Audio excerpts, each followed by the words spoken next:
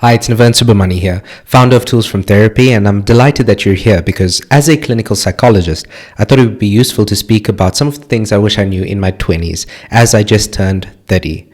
So some of the things I learned through training to become a psychologist and starting my own practice and eventually founding Tools from Therapy, which is a platform to help change makers change themselves before they change the world. And I'm going to get right into the first one, which is that in my 20s, I wish I knew that my network will have a huge influence on whether I get to world class or not. You see, it's very easy for very good people to really struggle to be at their creative and productive best when they're surrounded by people who aren't bringing the best out of them. And what I've learned over the years of being a clinical psychologist is that one of the most powerful ways to be able to get yourself to world class, to live a beautiful life, to be very productive and happy in your personal and your professional capacities is to intentionally build your social network. This is really important for you to understand that if you want to thrive in life, you have to intentionally build a social network that's very supportive and very inspiring. In fact, in the Tools from Therapy membership that I have, there's a video in which I discuss in detail how to build a social network. And in that video, one of the concepts I teach is new spaces, new faces. And new spaces, new faces simply reflects this,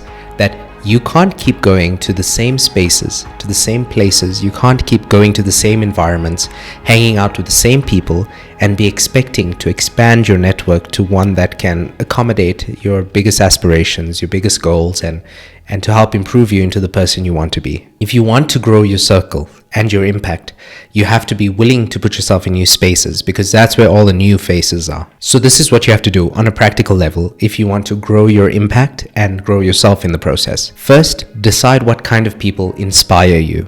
Second, you figure out where those kind of people hang out.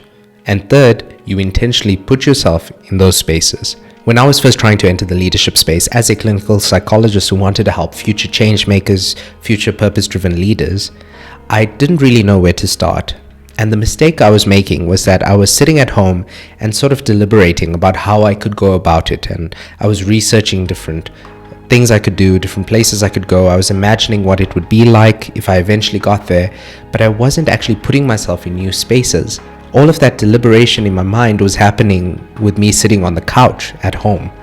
But sitting on the couch at home and planning is a never-ending process. It wasn't until I signed up for a leadership conference, a 3-day leadership conference at the spur of the moment, that I started to meet amazing people. I started to build connections and I started to meet the kinds of clients that I wanted to work with. You have the power to do that too. You have the power right now, the capacity to be able to enter new spaces where your potential clients are, where potential mentors are, where potential new friends and inspiring connections live. You have the capacity and the ability to be able to put yourself in those kinds of spaces so that you can grow and so that your impact can grow in the process. And hence the first thing I wish I knew in my 20s was that you can either sit at home wishing that you had different people in your life, or you can go out there and intentionally build your network. The second thing I'd wish I'd learned in my 20s is that a growth mindset can equip you to deal with almost anything. You see, bad things will happen in your life at some stage.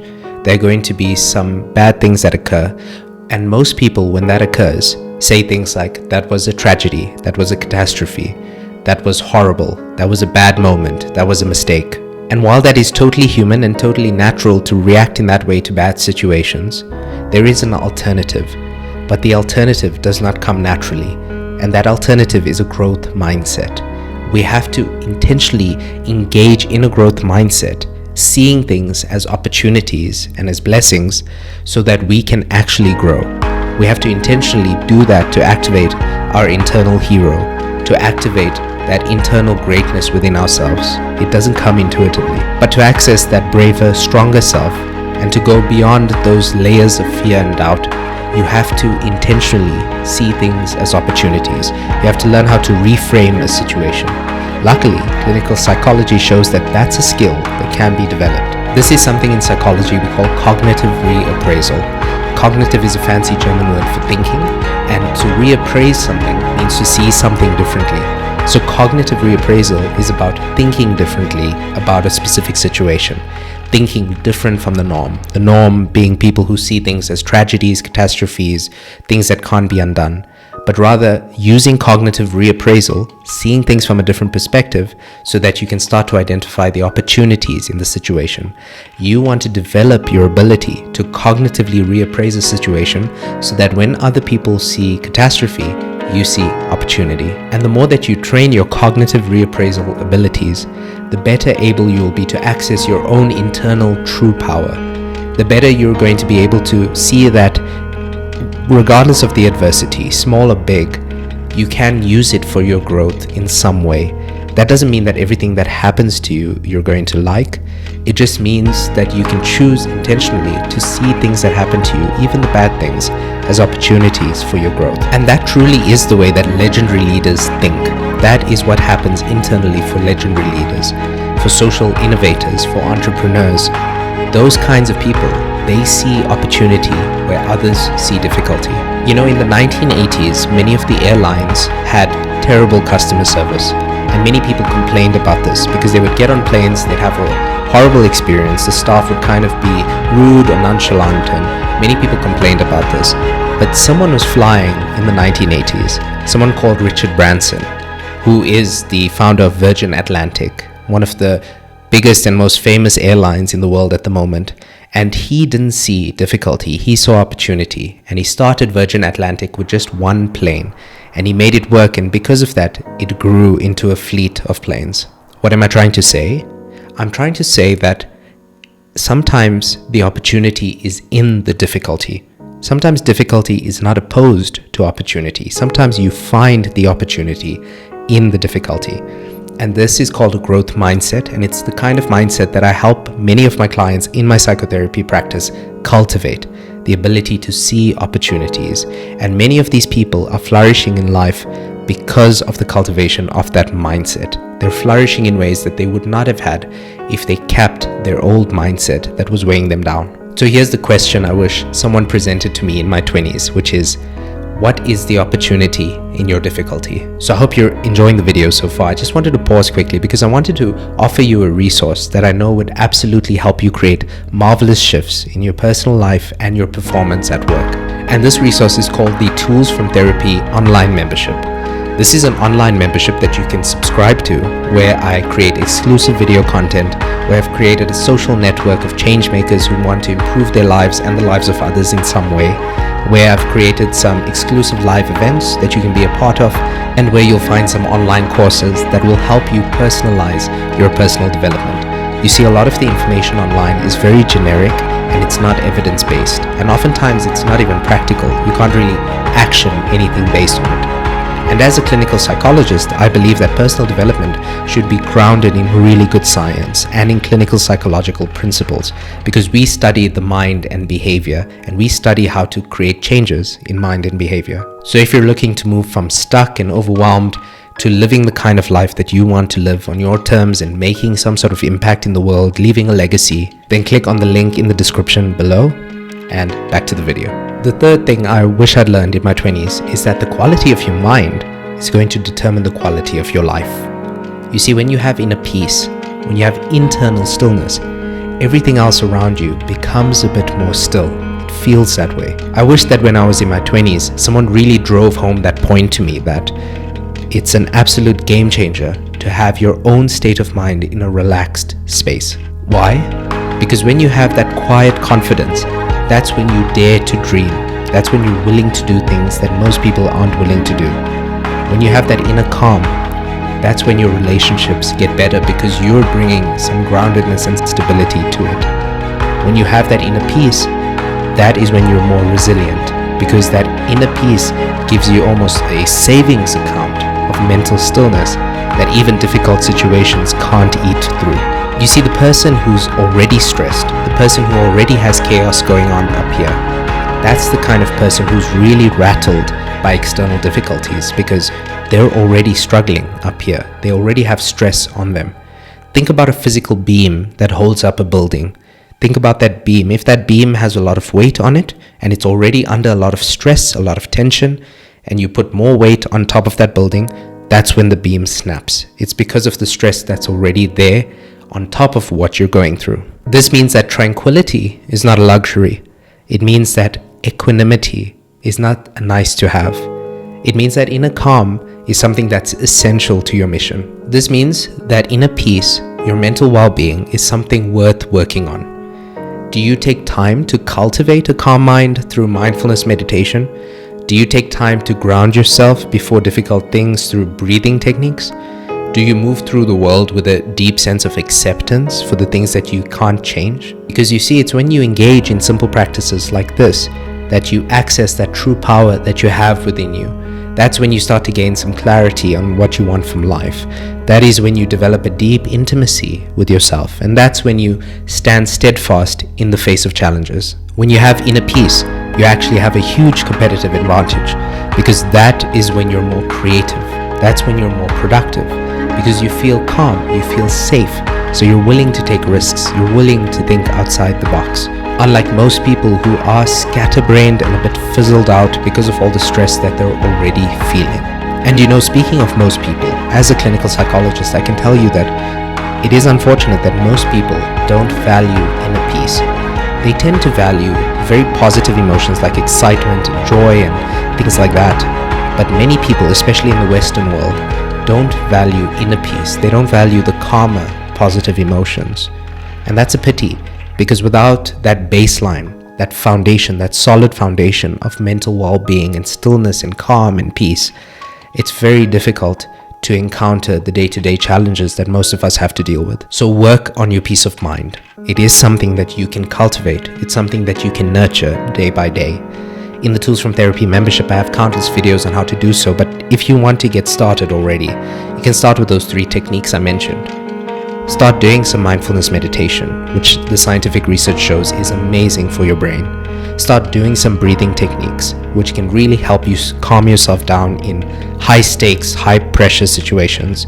And then third, make sure that you're moving through the world with an acceptance of what you can't change, because many people are stressed about the things that they can't even control, which is an absolute waste of your mental peace. And even just practicing these 3 techniques, even just starting there, we're going to move closer to some of those inspiring leaders, some of those people, if you think about through history, that you admire, maybe even current people in political systems, and people who are leaders in the community and whatever else. You'll move closer to the way that those kinds of people are in the world. Those people have some sort of internal sense of quiet confidence and peace and calm, which allows them to push through into difficult situations. It allows them to lead people through very challenging circumstances.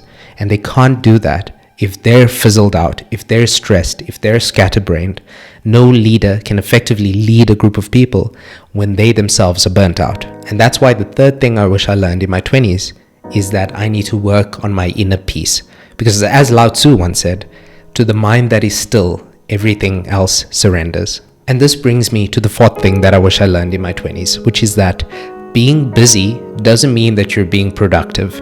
Please don't confuse movement with actually getting real things done. Anyone who has achieved anything great, think about a very successful entrepreneur who's grown and scaled a huge business. Think about a political leader who's successfully won an election. Think about an NPO leader who has successfully helped people in their community. All of these people have one thing in common, which is that they know what's very important, they prioritize it, and then they execute on it, and then they leave everything else. In other words, they prioritize and then they take action on their priorities. You see, most people are living lives that are more complicated than they need to be because they don't have clarity on what's important to them. Many people are living busy lives because they're constantly doing things that aren't urgent. They're trying to please those around them, or they lack the awareness in the moment to realize when they're not doing something important. But a lot of people are living very, very complicated lives because they don't have an awareness of what's important and they're not executing those important things. Most people are overcommitting and under-prioritizing. But the truly effective people that walk among us, the truly effective people, they know how to prioritize and execute on their priorities. They're not interested in busy work, they're interested in quality work. And I coach many of these people in my practice. I coach many of these people who are doing amazing things. And I can tell you for sure, these people, they don't have the luxury of having unnecessary meetings. They don't have the luxury of saying yes to everything that they're invited to. They don't have the luxury of scrolling through social media for an hour because they're interested in quality. And this is truly what makes them superstars. This is what boosts their productivity. This is what allows them to do things that most people can't. They prioritize. Prioritization is their superpower. As Gutta once said, never let the things that are truly important be at the mercy of things that are the least important. So here's a therapeutic technique to help you prioritize. First, you're going to write down whatever you think is important to you. Get out a page and just dump down whatever you think it is. Is it health? Is it spending time with your kids? Is it being productive? Is it getting some specific aspect of your work done? Write all of those things down. Second, you're going to rank order them from the most important to the least important. Even if things seem equally important, just force yourself to rank them so that you have a full ranking of those items on another page. And then third, what you're going to do is next to each item, you're going to write an action item, some action steps that you can do to actually get that thing done. And for the more important items, you're going to try to create more action steps and be more specific with those than the lower items. This is how you prioritize. This is how you make sure that you're doing the things that actually matter.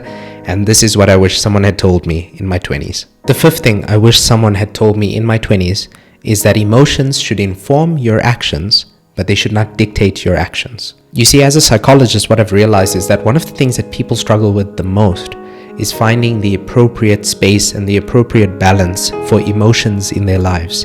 Oftentimes, they move too much in one of two extremes, and I'll tell you what those extremes are. They move too far out to the right or too far out to the left, and I'll reveal what that is, but you need to know that if you get the balance right, emotions can enrich your life.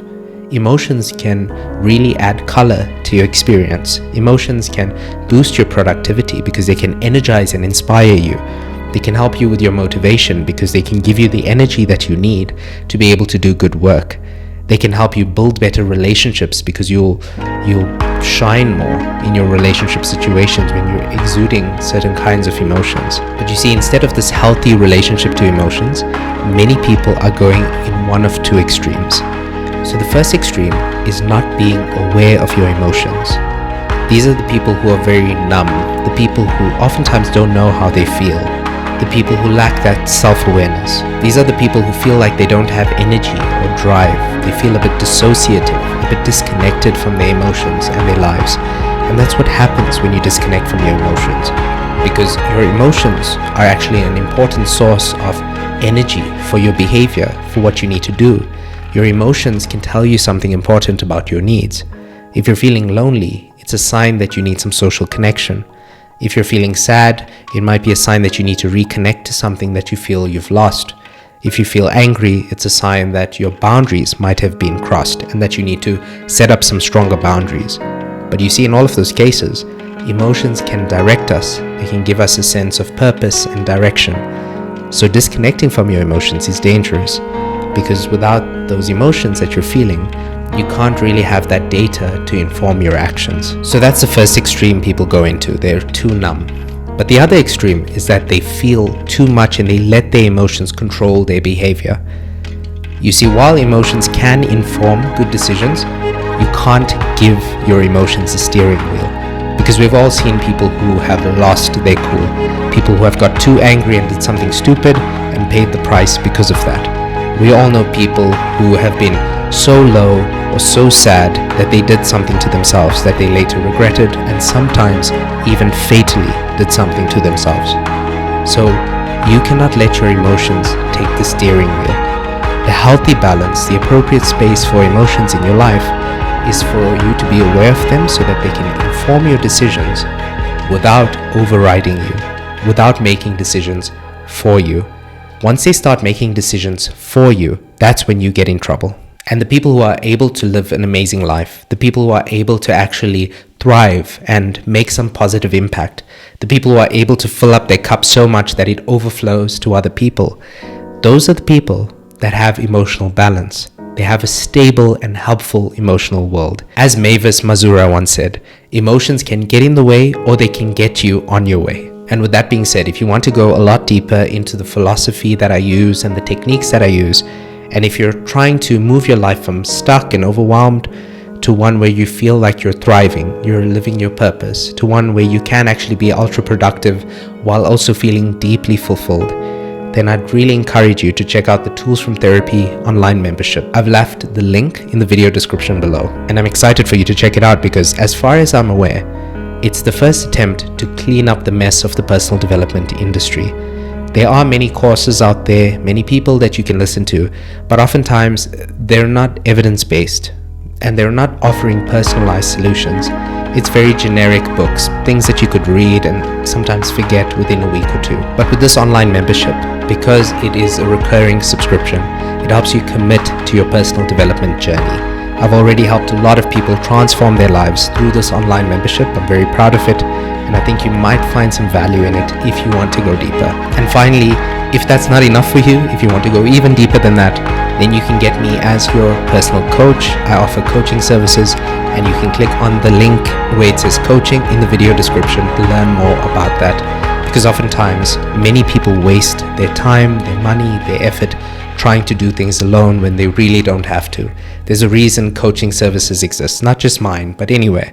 It's because sometimes a coach can help you save time, save money, and steer you in the right direction. Oftentimes we have expertise that many people don't, and so doing it alone is sometimes a waste of time, money, and effort. So with that being said, I wish you all the prosperity. Thanks for being here with me. This has been Nevern Super Money. Take care.